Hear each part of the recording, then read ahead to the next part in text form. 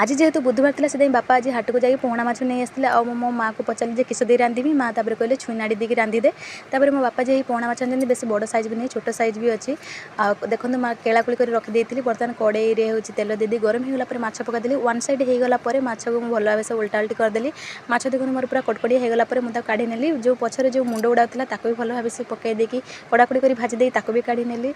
same कड़े पुणी टे तेल देदेली जीरा देदेली और पियाज देदेली पियाज को टिके नाड़ी दे सारापर से लुण पकईदेली कारण आम जानी पियाज पकईदेले जो पियाज टे जल्दी मौली आसे तापर एबे मोर अदा रसुण बाटा पकईदेली तापर से टमाटो भी पकईदेली टमाटो को भल भाव से कषि दे सारापर से मुझे हलदी गुंड आउ टे लंका गुंड मसलार तेल छाड़ी आसापर मुझे देदेची पानी तापर पानी दे सारापर पानी फुटी आसापर मुझे देदेची